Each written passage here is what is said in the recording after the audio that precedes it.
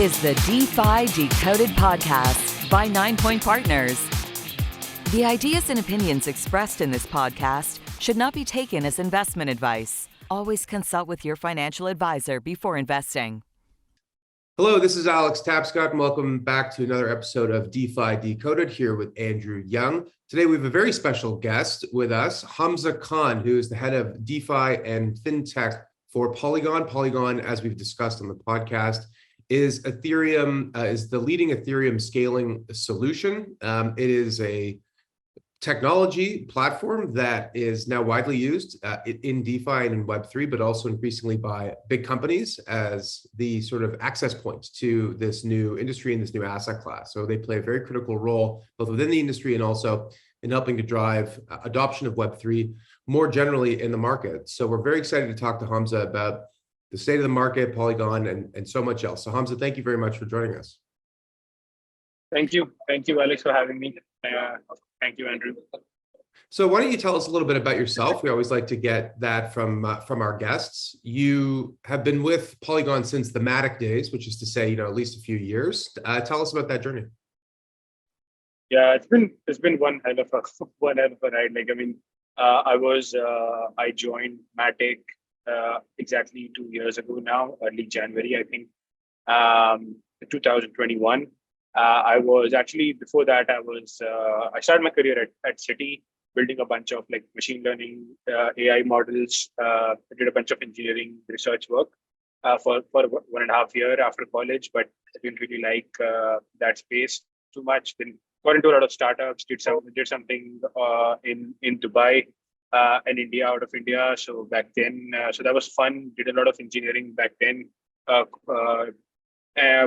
really got into crypto. Actually, it was in crypto 2017, first cycle back in college, 2018. But really got into the weeds of things in DeFi summer, right around DeFi summer, when Compound and Synthetics and Uniswap were real products, were the first real products, so to say. And that's really caught my attention. And I'm like, okay, this is going to be something really big. Reading the white papers and losing a lot of money there, that was fine. But then got into building some stuff during hackathons, and that's how I found Matic Network during a ETH Global Hackathon, and that's when I reached out, and that's when I joined as fourth person on the business team or something like that. And since then, I've been leading all of the DeFi initiatives, and has been one good ride. Well, yeah. Well, I was just going to say that Polygon seems to have emerged at just the right time, right? Because there was that period in DeFi summer, and all of these applications, all these dApps are running on the Ethereum main chain. But then we saw the costs of doing so really increasing, and it's kind of clear at this point now that scaling solutions, or layer twos, or however you want to describe it, are really the solution to driving more and more users and assets and adoption to Web3 into Ethereum. And it seems like Polygon is really leading the charge in that respect. And if you just look at the value of the native token Matic, I think you were probably the top 50 asset in 2020, and now you're a top 10 asset. And if you strip out stable coins, a top 6 asset. So obviously this is something that the market's rewarding you guys for the essential role that you're playing in this space. So for people who are listening or not really aware, Hamzah's or group, protocol, whatever, is extremely valuable. Andrew, I know you had a couple questions. Yeah. No, well, first of all, good to have you on, Hamzah. I think my biggest question really is because we deployed SX on Matic POS. I think we were maybe the second or third dApp on Matic. And it's been a pretty crazy journey just to watch Matic grow over the last 3 years, from sort of almost like an afterthought for Ethereum scaling to now being by far the most dominant scaling solution. And I definitely want to talk a little bit about the tech approaches. I know you guys are doing some really cool stuff on the ZK side, but Polygon is sort of known as the powerhouse BD operators, so business development. Everyone sort of talks about how the Polygon BD team sort of led by you and Sandeep are truly the best in the business. So I'm curious, why do you guys think you've been able to sort of out execute everyone on the BD side relative to sort of other L1s, just in terms of getting projects and now increasingly big companies to deploy on Matic and Polygon? Yeah, I think business development. Yeah, clearly, like this is the people talking, like not me saying that we are good or whatever, but clearly, like yes, it has been good. I think that relentless. Like I remember the early days, like when you guys I mean, like you guys were like very very early, even before when I had joined. I think, yeah, you guys were like very early, and some of the UX. I literally used to write tweets for projects, like ghost write tweets, just so that they could come to Polygon. Like that kind of stuff, like that like this. Y Combinator says that Paul Graham says that do things that don't scale. I think that kind of makes sense looking back, like that weird stuff, like writing tweets for projects, doing their marketing, doing their BD, and then they become like, I mean, like you guys and Polymarket and QuickSwap and Avigochi, like OG projects, like they have sort of become our flag bearers and our BD people in the market, and that really is something which I think, yeah, just we have done things that didn't scale, but on the hindsight it made sense. But yes, like I think just taking a pragmatic approach to a lot of scaling hurdles, so to say, scaling challenges of Ethereum, because it's really a tough it's really a tough job to do that. That is one thing, and then second thing, I think yes, just being humble and being on the other side also being aggressive on like the market share side of things. That really, I think, in mind share, Polygon is clearly number one. Thankfully, in terms of like if a project wants to deploy, is clearly number one in almost all of the categories, whether DeFi, NFT, sports betting, or like whatever, fintech, Web2. So I think that 2-3 things, and just being relentless in a lot of things, I think that has really trickled down from Sandeep and from everyone back in the early days till now. Yeah, and I think one other thing that sort of Polygon is known for, and you sort of hinted towards it about aggressively getting market share. Polygon, I believe, is the only sort of project in the top 10 that has actually gone and acquired other projects. So you guys sort of pioneered the approach of protocol M&A. The first one being Hermes, which I think you guys did for back in last August for like over $250 million. And then there's also the Mir protocol. I'm just kind of curious, like, how did you guys, you want to just talk a little bit about sort of the M&A, the protocol M&A? Because I think that's from what I can see, no one else has actually even replicated that yet. So I'm just curious, what's the strategy with protocol M&A? And while you're at it, can you just explain like how that works exactly? Because we've got some traditional finance audience members who would understand how it works, like a company acquiring another company. Like, how does one protocol do that to another one? Yeah, I'll explain it first. Like, why did we do that? Because like I actually spoke at length with JD, in fact, about this for something. I asked him like for 10 minutes, and then the call went from 10 minutes to 1.5 hours at night. So I think like I asked him like about like why are we doing all this, and like what is the vision for Ethereum scaling? Because like I'm an engineer myself, so like I really dig deep into some of these things. And it is a very pragmatic thing that, like Matic started as a plasma chain 3-4 years ago, 3.5 years ago. And since Plasma, we saw Plasma Cash, state channels, then optimistic rollups happened, but now there are ZK rollups. But the consensus right now is that but the consensus keeps on changing. But the consensus right now is that that ZK is the holy grail, and ZK EVM especially is the holy grail. So, and there are different parts to a ZK EVM. There is an opcode layer, there is a prover, there is the VM, and like all these different, the 3 acquisitions were each of these one. Like the Hermes is the opcode layer, the EVM, like converting the EVM into a ZK first layer, then Prover, which is nearby, which is poly chain backed and all that, and then Maiden, which was part of Facebook Winterfell project and all of that. So that was very important. So have these 3 layers of a ZK.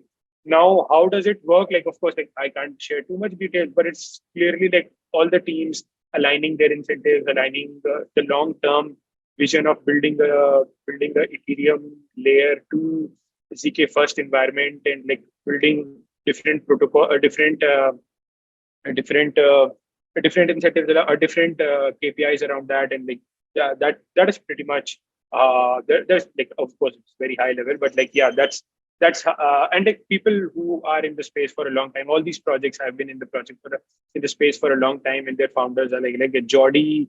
For people who don't know, Jordi Bellina, if you ask anyone in the Ethereum Foundation or any Ethereum core personality, you'll say like he's absolutely legend who started the whole Hermes project, but also saved Ethereum after the DAO hack, which and helped recover almost all of the funds back then. Like he's an absolute legend and a core researcher post the DAO hack, and like even before that, and then helped contribute to a lot of like open source CK libraries. So yeah, like I mean, just aligning on the long-term vision of multi-chain Ethereum and those things, I think was very, very important. Yeah, and I think one other thing too, Polygon, which is really interesting and also highly unique within the space, and it's quite differentiated from some other L2 projects like Optimism or Arbitrum, which are sort of going all in on one specific approach. So for Optimism and Arbitrum, it's obviously rollups, optimistic rollups. Whereas Polygon, I think there's now up to 6 different technologies that you guys are building. So you have Polygon POS, which is sort of like the OG EVM chain that a lot of the projects are on, obviously. And then there's Polygon ZK EVM, which you mentioned, Polygon Edge, which is what actually SX Network uses. There's Polygon Maiden, which is actually, I think it's a ZK rollup, which is not live yet. There's Supernets, and then there's also Polygon Zero. So how are you guys think about this approach of kind of, whereas most projects are sort of going all in on one scaling approach, you guys are casting a really wide net. And I think partly that's also just because you're big enough, you're able to do it. But I am curious, like which of these 6 scaling solutions, which one are you most personally excited about?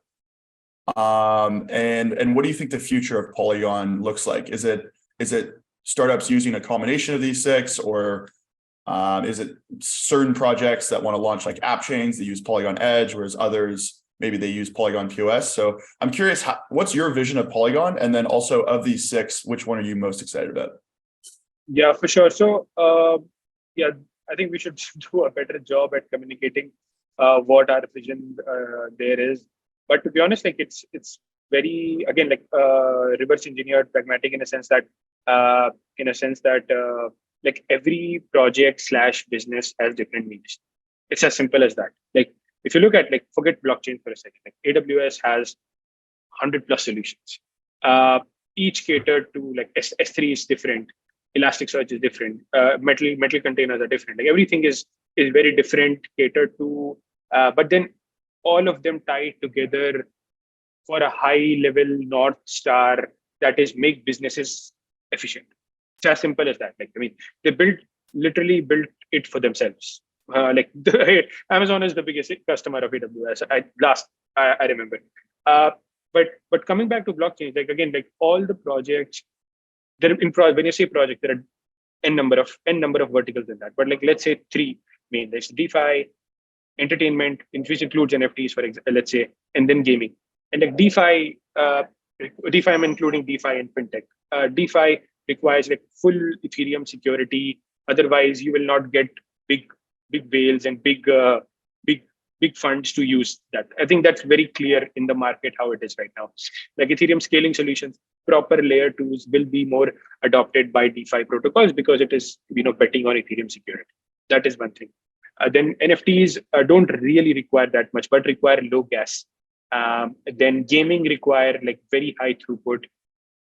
very high throughput because obviously like if there are 50 million users or 10 million users of the game, then you can't really build on a shared platform.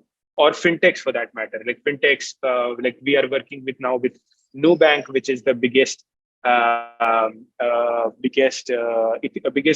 neo bank out of LATAM. 50 million users that are using Polygon Edge, which is the supernet Polygon Edge framework as their backend. So as their infrastructure basically to mint their loyalty tokens and Starbucks and all that is also happening there. So like it's a different use case that is being catered by different chains. So that is the high level metric, high level North Star, so to say. And then with Maiden and Zero, Polygon Zero, again, like this is all components. These are components of ZK because ZK is like a very cutting edge technology, and like there will be different use cases. So like Maiden basically offers you to build your app in a non-EVM environment also, but with Ethereum security. So like, for example, like we are seeing a lot of inbound from Solana projects that are very curious. They're not curious, but they actually want to move out from Solana because of like low liquidity and all that.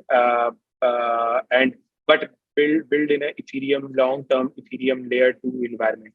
So like that, and then you can build on Maiden, or you want to do something with Move language, then you can build that with a Maiden in a Maiden VM. So like that is a high level. I hope that clarifies. Yeah, Andrew, just if I may jump in here, I'm thinking about our audience. I want to clarify a couple things. So we've talked about things that are EVM compatible. EVM stands for Ethereum Virtual Machine, and Polygon. One of the benefits is that it is EVM compatible versus Solana, another one you mentioned, which is I think struggling because it is a sort of a self-contained environment. And then also this question about powering what a neobank and LATAM might be doing. It might be helpful, I think, to just explain a little bit more what it is that we're talking about. Is that their crypto product solution? Is it some other element of their business that they see this technology being useful in? Do you mind just talking about that for a little bit? Yeah, for sure. There are like two aspects, especially with the neobanks and fintechs, basically. So there are like loyalty points has become a real use case for all of them because they offer a better distribution, lower backend cost, lower ops cost, and all of that. So that is a core because you can just mint the tokens on chain and then distribute it to your 50 million users with very little backend maintenance cost because the blockchain handles itself. It's a decentralized compute platform. So that is one major thing. And also like you can mint a bunch of NFTs and add JPEGs, and like that's a better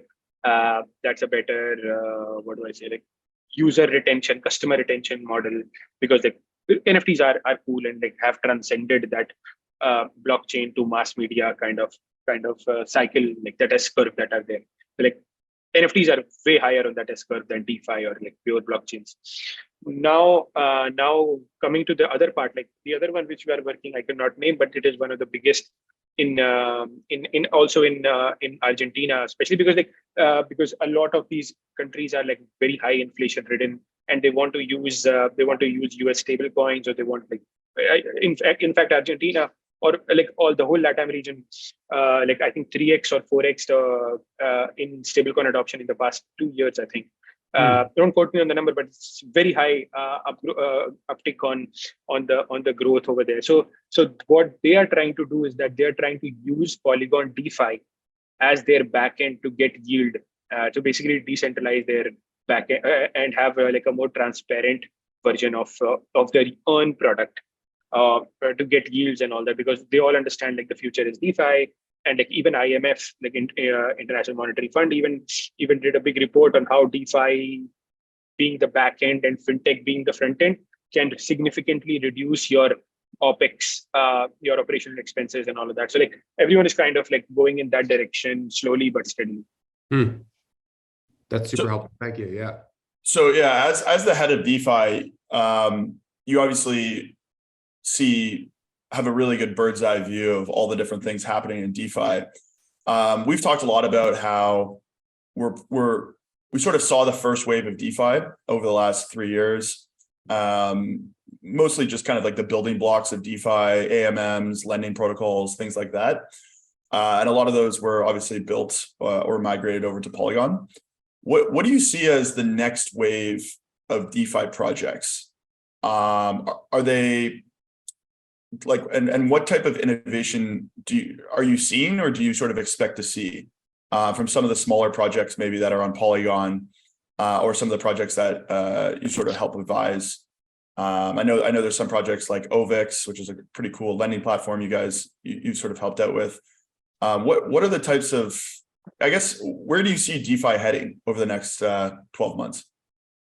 Yeah, I definitely think that that institutional DeFi is going to be very big, because that's the new capital that is coming into the system. Like, it won't be the same type of DeFi that we have seen, like permissionless and all of that. Of course, it will be non-custodial, but it will be some layer of permissions and KYC and all of those things will be there. But I think that will be very big because of the blow up of CeFi. Like, I don't think there is going to be CeFi anymore. Like, I don't think that is the case. And a lot of like the CeFi players have blown up due to bad risk management and all of that. But if you can replicate all of the lending, borrowing, because like credit is still required in the market. Like, the whole market works, whether it's TradFi, DeFi, crypto, whatever, it works on credit. And I think this year with ZK proofs, credit systems and identity and soul-bound tokens being the core of it, like I'm seeing very interesting things being built on the core credit part, which in turn then brings in under collateralized and uncollateralized lending down the line. That I think is very interesting. But the second thing which I'm even more interesting in the short to mid term is like NFT finance, because I'm pretty bullish on NFTs. Like, I own a CryptoPunk recently, and like a bunch of like NFT stuff is really cool. Again, like it has passed that S-curve thing into mainstream, pretty high on that. But NFT is just capital, right? It's like dead capital, ETH or Matic or whatever. Now BTC, now with ordinals, like BTC is becoming that thing. So NFTs are clearly this like idle capital just sitting. But if you can get yield on that, it's like the same thing with Bitcoin back before DeFi was a thing. Like, if you could have Bitcoin as collateral to borrow stable coins, like that was a game changer, right? Like, and I think same thing is happening with JPEG and BentDAO and like other things that are NFT finance space. I think that is very interesting, where you can use your Punk or your apes, or even like a bunch of even have an index of your gaming assets, a bunch of them together, and then rent it out for a guild to play, and then get yield on that. Like that kind of stuff. There are some very interesting EIPs being proposed. I think that sort of stuff is very interesting. Can you go back to something else you mentioned in that response, where you talked about soul-bound tokens and the opportunity for uncollateralized or under collateralized lending? Because one of the critiques of DeFi has been that, as innovative as it is, it's sort of a self-contained environment where you have to have tokens to get loans, you have to post collateral, and you're using those tokens maybe to recycle them through. But there's a lot of opportunities in financial services for more mainstream users to get access to credit where they otherwise couldn't, because they need to go do something in the real economy. And this has always struck me as a big opportunity, which is, how exactly do we create a system where a protocol can determine the ability and willingness of a person to repay a loan? And the only way to do that is with like the equivalent of a credit score, but something that's on chain, right? Some sort of on chain reputation. And I think that's what you were alluding to, but I'd love to just get your view on that, because I think of Polygon as commercially minded, and I mean that as a positive. The Polygon team seems to always be looking for ways to drive use cases and adoption for more mainstream kinds of users. And this is as mainstream as it gets to me, is trying to figure out a way for anyone with an internet connection to use a identity system to get access to credit, or other basic nuts and bolts of financial services. Can you talk about that briefly? Yeah, for sure. Absolutely. Like, I've been bullish about this vertical for some time, but I think now is the time, because this credit is like absent from DeFi. Like, it's just absent. because of like like 3AC blow up and all of that. Like this, it's absolutely absent. Like recently, when I say recent, like few months ago, 3, 4, 5 months ago, the first mortgage, uncollateralized mortgage was taken out on Polygon DeFi using teller finance. I think that stuff where you can borrow to buy a house outside, or you can borrow putting your credit on chain with zero knowledge by not revealing too much, but also revealing enough as proof. I think that kind of stuff is happening right now with teller finance. There is Carapace. There is like a bunch of like there's a bunch of RWA tooling. There is a bunch of like that stuff being built right now, and all of them are either testnet or beta mainnet or like stuff like that. So I think that is very interesting. And then all of them use either on-chain credit somehow via soulbound tokens, or use off-chain credit. So I know one of the protocols is kind of building its early stage. I don't name, but like it's making a credit oracle kind of infrastructure, like think Chainlink, but for credit. So they can bring off-chain providers like Equifax on chain and connect your on-chain credit to off-chain credit. So you can't civil attack your on-chain existence or your on-chain existence, because you can always wipe out your on-chain existence, right? Like you can create a new wallet and like start all over again, but you can't civil your Equifax or whatever. Yeah, that seems like an easy opportunity now, because I think the concern around on-chain reputation is you might have, you by definition, you can have various different reputations, because it's really just about like what's the economic activity from like a wallet address, and so what you might be doing in one environment could differ from what's happening in another environment, and it's not holistic the way like a FICO score is. And the FICO score or a credit score for people who are maybe international audience is kind of like this amazing system where all of these different kinds of entities volunteer data. They give it away for free, and then they buy it back later as a score. It's an incredible business, but it only works because everybody's pitching in data. So it actually does give you a decent picture, of most borrowers' ability and willingness to repay a loan. Not all, but most. And I don't think we've gotten there quite yet. And so I think that a lot of, like, for me, I see a lot of solutions. Like there's one, Spectral Finance. I don't know if you're familiar with that, but I was actually referring to Spectral. Like the guys are close. Oh, really? Yeah, there you go. New York. Yeah. So Sashir Varghese, I spoke to him relatively recently, and they're actually even designing it as a credit score in a way. Like the number is the same number range, so it's very like skeuomorphic design. But basically, I think the idea is, if you're Binance or if you're your bank, you don't want to rely on an on-chain credit score alone, but it certainly is complementary to the other data that they might be collecting about you for the KYC side of it. And that's more like, can on-chain data be complementary to a KYC'd environment? And then the other question would be like, can it be helpful to a non-KYC environment? And maybe not. Like maybe the solution is to what you said, which is you've got an environment where it's non-custodial and still DeFi, but permissioned, meaning like there's some kind of identity verification process. And maybe that's for banks and other big financial intermediaries who need that because of the regulations. But maybe it's also a way to help drive not uncollateralized loans and other more vanilla financial products to like a more mainstream borrower. Yeah, I definitely think like I mean, even before all of this started, like, I mean, forget all of this. Like my personal thesis is that Polygon DeFi should be more accessible than running water. That's the goal. And running water? Yeah. Okay.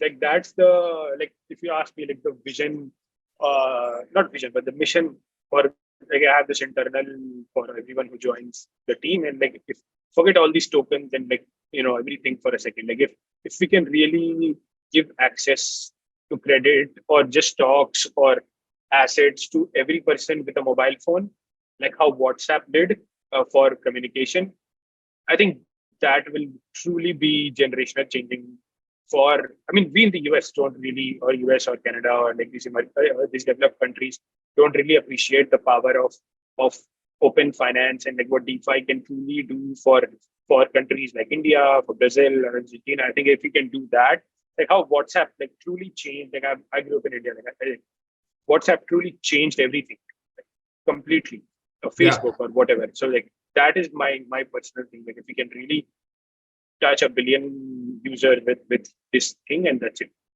Yeah.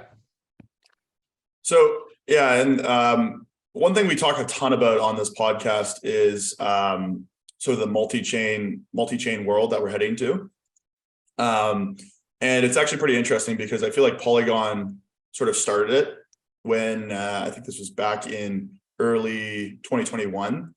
You guys sort of did the first protocol level liquidity mining rewards with things like Aave and all these different projects. And TVL on Polygon went from like essentially zero to a few $1 billion in a couple of months.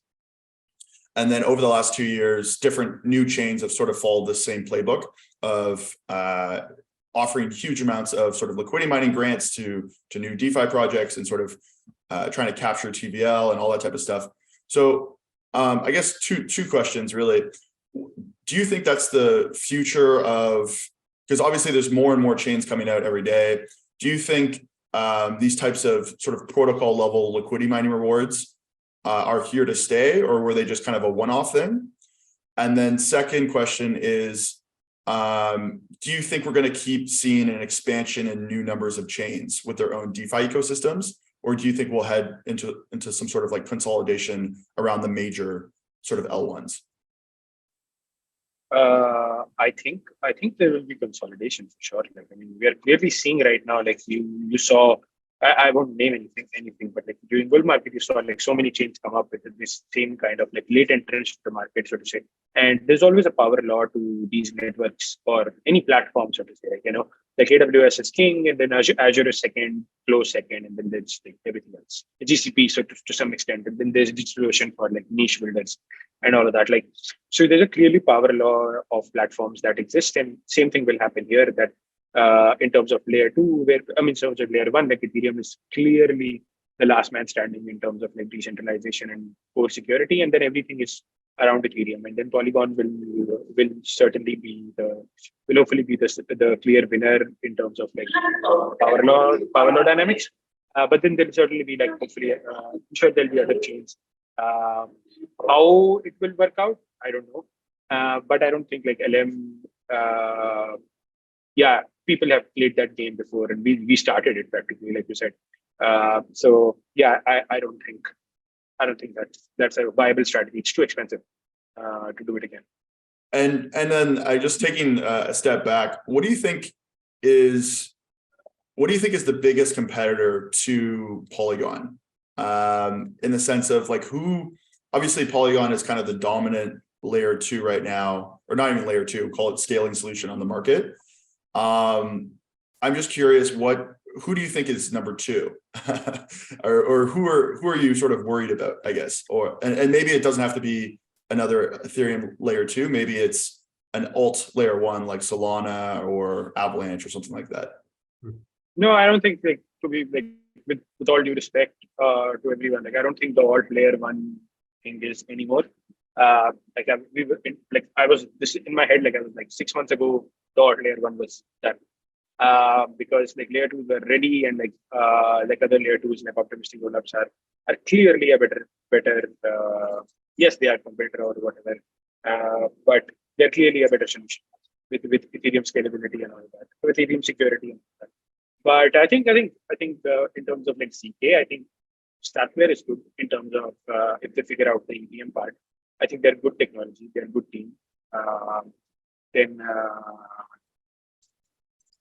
think Arbitrum is good in terms of like code tech, but again, they're optimistic rollup. So like you have to again have the 7-day withdrawal for 4 assets, or you depend on third-party bridges, which again is like a big risk to the entire ecosystem.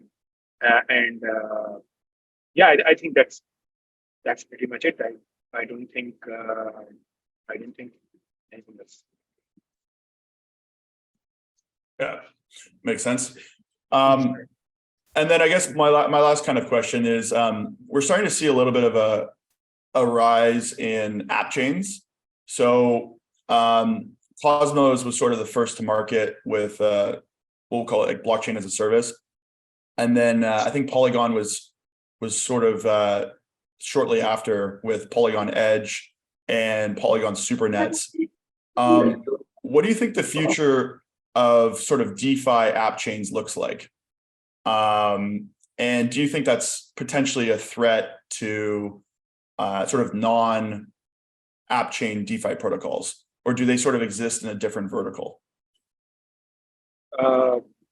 No, I think it's a different vertical, to be honest. Like I am not too bullish. I mean, if we achieve synchronous composability across chains, like you're building, you know that, like it's very difficult for DeFi to be fragmented across different chains. Like we saw that with Cosmos. Like no big DeFi protocol. I mean, forget like Terra was that. Like forget the mechanism, but it was a big DeFi protocol chain, whatever you want to call it. But like everything was built on that chain. It's synchronous composability and shared composability on one chain. But like if you expect flash loans, like which are a very integral, in my humble opinion, the most integral part of efficient DeFi markets, you can't have that cross chain. Like it's too risky. There's no infrastructure right now. I know Cosmos, like I was reading some documentation. There was some, I forgot the name, but there was some proposal by one of the Cosmos research people around that Cinderella tokens. But there's nothing been in production. So like, yeah, I don't know. I don't think. Yeah, what I mean is like this is different verticals. Yeah. Well, Hamzah, this has been a terrific discussion. I love the one. I mean, there's a lot to take away, but I love that line that you want Polygon DeFi to be more accessible than running water. That's a good line, no?